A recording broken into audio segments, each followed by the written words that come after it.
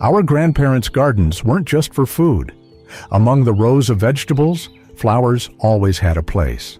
Some brought color, others attracted bees, and a few were simply there to brighten the day.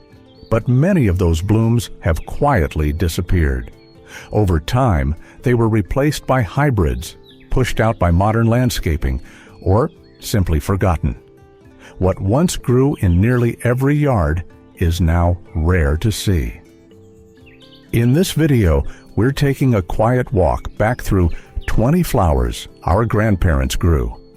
Flowers that once defined the garden, but slowly slipped away. Number 20, Gladiolus. These tall, dramatic flowers once brought grandeur to even the simplest gardens. With sword-like leaves and vibrant blossoms climbing up each stem, gladiolus were a favorite for cut arrangements and summer displays. Our grandparents loved planting them in rows or borders where their towering blooms stood proudly in pinks, purples, oranges, and whites. But in recent years, they've faded from view. Some say they're too formal, too funeral home, or simply take up too much space in smaller modern gardens. Others don't want to bother digging up the bulbs each fall to protect them from frost. But for those who remember, gladiolus weren't just flowers, they were elegance on a stalk, and their absence has left a tall, colorful gap in many flower beds. Number 19, 4 o'clocks. 4 o'clocks were a mystery and a delight. Bright trumpet-shaped flowers that didn't open until late afternoon, just as the day cooled and the shadows stretched. They came in vivid shades of yellow, pink, magenta, even striped, and sometimes bloomed in 2 colors on the same plant. Our grandparents loved their dependable evening show and the sweet scent they brought with it. But 4 o'clocks had a wild side. They self-seeded freely, spread quickly, and could overtake a bed if not watched. As gardens got smaller and neater, their unpredictable sprawl became too much for tidy tastes. And so they vanished, not with a bang, but quietly at the end of the day. Number 18, hollyhocks. Hollyhocks stood tall like sentinels, often brushing the eaves of old sheds or lining up against fences in rows of deep red, buttery yellow, and dusky pink. They were proud, dramatic flowers that added height and presence to the garden.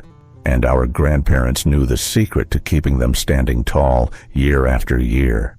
But hollyhocks are fussy. They're prone to rust, a stubborn leaf disease that left their lower leaves spotted and sad.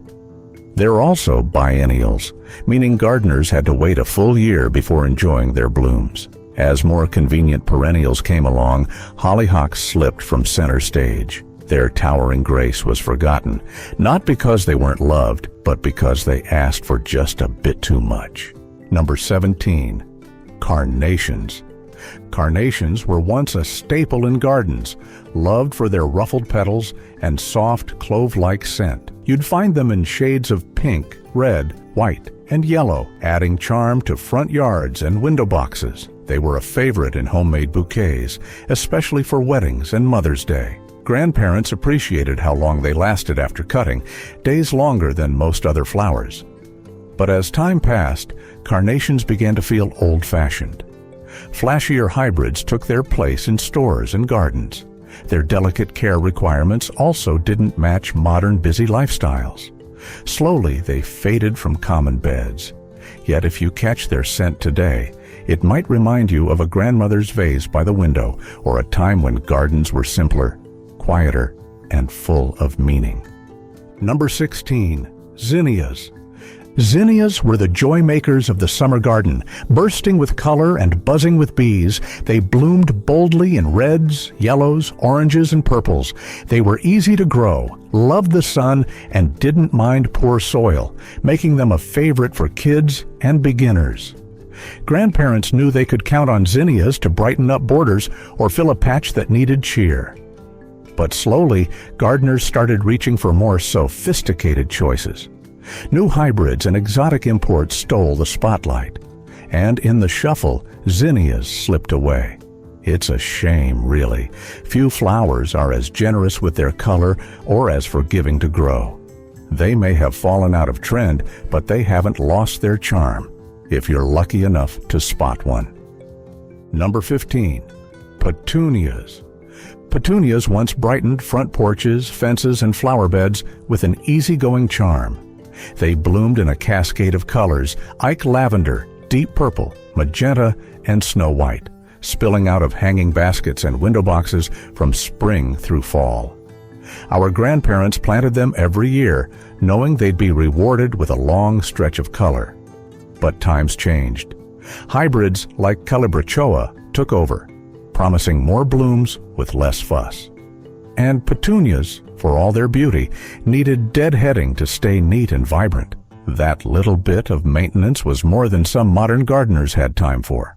So while you can still find petunias in nurseries, they're no longer the go-to choice they once were, and are now replaced quietly by flashier flowers that do more with less attention. Number 14. Sweet Alyssum. Sweet Alyssum used to spill gently over garden borders like a soft whisper. Its tiny blooms, clusters of white, pink, or purple, carpeted the edges of beds and paths, filling the air with a delicate honey scent. It wasn't flashy, but it was everywhere, weaving itself into rock gardens, containers, and cottage-style corners. Our grandparents loved it for its charm and how it welcomed bees and butterflies. But as time moved on, Alyssum began to disappear. It grew too fast, reseeded a little too freely, and needed more trimming than many had time for. So people turned to cleaner lines and less fussy flowers. Today, Sweet Alyssum is still around, but it's no longer the border queen it once was. Number 13. Baby's Breath. Once a soft, whispering presence in nearly every garden, Baby's Breath offered something no bold bloom could: grace. Its tiny white or pale pink flowers floated like mist over beds of roses and carnations. Grandparents used it to soften arrangements, both in vases and right in the garden. It wasn't meant to steal the show. It was the quiet beauty in the background. But as floral trends changed, Baby's Breath was seen as filler. More dramatic plants took center stage, and the airy charm of Gypsophila faded. Some gardeners even pulled it out to make space for structured, modern styles. But in those early days, a few sprigs of Baby's Breath meant a bouquet was complete, subtle, gentle, and always present, until it wasn't. Number 12. Nasturtiums. Nasturtiums once brought both color and flavor to Grandma's garden. Their fiery reds, oranges, and sunny yellows tumbled freely from garden beds and climbed up trellises, with round lily pad-shaped leaves trailing behind. But these flowers weren't just for looks. Their petals and leaves were edible, adding a peppery punch to salads and sandwiches, a practical perk during times when nothing went to waste. They grew easily, even in poor soil, and thrived with little care.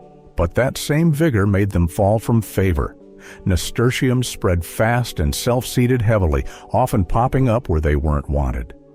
As gardens got tidier and more controlled, these wild, rambling blooms were quietly left behind. Today, they're remembered more for their old-fashioned charm than their presence in modern plots. Number 11. Pansies. Pansies were the first sign of spring, cheerful faces peeking out from the thawing ground. With velvety petals painted in purples, yellows, oranges, and even black, they added instant color to otherwise sleepy beds. Our grandparents knew them well. Hardy, forgiving, and cold-tolerant, they were ideal for the tail ends of winter. But that was also their downfall. Pansies were short-lived. By the time summer rolled around, they wilted in the heat, making way for other plants. As seasons blurred and people wanted longer-lasting blooms, pansies lost their front-row seat in the garden. Today, they're still sold as early bloomers, but many have forgotten just how essential they once were to a garden's awakening. Number 10. Cosmos. Cosmos were once the carefree bloomers of the summer garden. Their feathery foliage and daisy-like flowers brought a gentle, whimsical charm, swaying on tall stems in shades of pink, white, and deep orange. Grandma loved them for how easily they grew from seed and how they continued to bloom even in poor soil or during dry spells. They were a favorite along fence lines or tucked into cottage borders, attracting bees and butterflies with their airy beauty. But times changed. Their tall, leggy growth started to look too wild for modern tastes. Landscapes became more compact, more trimmed, and less forgiving of flowers that leaned or sprawled too far. So, despite their cheerful presence and forgiving nature, cosmos quietly faded from garden beds, replaced by tidier plants with a tighter footprint. Number 9. Freesias. Freesias brought fragrance to the garden in a way few others could. Their funnel-shaped blooms grew in soft curves, offering shades of yellow, white, pink, and purple, and a perfume so sweet it often perfumed entire rooms. These flowers weren't just beautiful, they symbolized innocence and friendship, making them a favorite for personal bouquets and bedside vases. But over time, freesias became harder to find. They required more careful tending and cooler climates, making them impractical for many modern gardeners. Plus, newer flowers with flashier colors and longer bloom times slowly edged them out. Still, for those who remember, the scent of freesia is unforgettable. It was the scent of spring mornings, open windows, and the quiet joys of tending something lovely. Number 8. Bleeding Heart. Bleeding Heart once stood as a symbol of love and longing, its delicate pink and white blossoms shaped like tiny hearts, dangling in a perfect row. It was a favorite in shady corners of the garden, blooming each spring with a quiet elegance that felt almost enchanted. Grandma would plant them near porches or beneath taller shrubs, where they could surprise visitors with their romantic look. But this flower's beauty came with limitations. It had a short blooming season and often disappeared entirely by midsummer, leaving behind empty space. For modern gardeners, that was a deal breaker. Today's flower beds are planned for continuous color, not gaps. So while Bleeding Heart still finds a place in nostalgic or woodland gardens, it no longer holds the center stage it once did. Number 7. Foxglove. Foxglove was once a majestic presence in the back row of Grandma's flower beds. With tall spires covered in bell-shaped blooms of purple, pink, white, and yellow, it added a dramatic touch to the garden's edge. But its beauty came with a warning. Every part of the plant is toxic. That alone made it risky around children and pets. Still, Foxglove had its place, admired for its medicinal history and its ability to attract bees and hummingbirds. But modern gardeners have little patience for plants that take 2 years to bloom.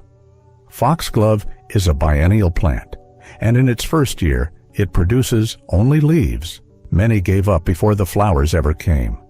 So, despite its elegance, the combination of danger, delay, and high maintenance quietly pushed Foxglove out of the spotlight in home gardens. Number 6. Marigolds. Marigolds were once the guardian flowers of the garden. Their rich orange and golden hues stood out in every plot, not just for their beauty, but also for their function.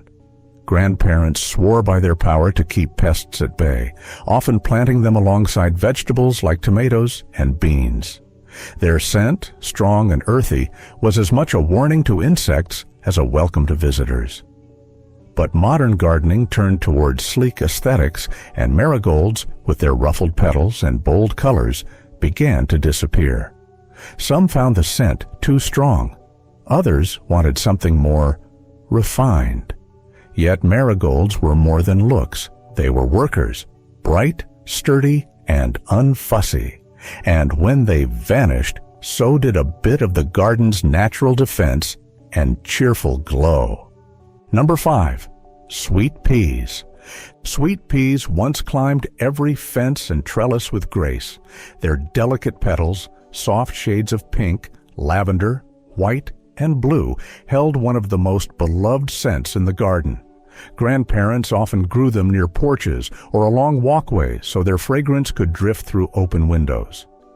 These flowers were nostalgic, romantic, and deeply personal. But over time, their popularity wilted, They needed support to climb, careful picking to keep blooming, and just the right temperature. As modern gardeners sought easier, longer-lasting options, sweet peas quietly stepped aside. Still, for those who remember, their scent is unforgettable. It lingers like a memory from childhood, light, fleeting, and impossibly sweet. Number 4. Morning Glories. Morning Glories used to trail along Grandma's fences like living streamers, bursting open each morning with trumpet-shaped blooms in shades of blue, pink, and white. Their name wasn't just poetic. These flowers really did unfurl at dawn and fade by afternoon. It made them feel special, like little garden secrets that only early risers could appreciate. But their magic came at a cost. Morning Glories are aggressive climbers, sending out vines that wrap tightly around anything in their path. Without constant pruning, they'd take over fences, trellises, and nearby plants. And once they seeded, they returned year after year in places you didn't want them. For today's time-starved gardeners, that's too much upkeep. So the Morning Glory slowly vanished, not because it wasn't beautiful, but because it asked for more attention than most were willing to give. Number 3. Snapdragons. Snapdragons once lined garden paths like floral sentries, their tall stalks standing proud in shades of pink, yellow, red, and white.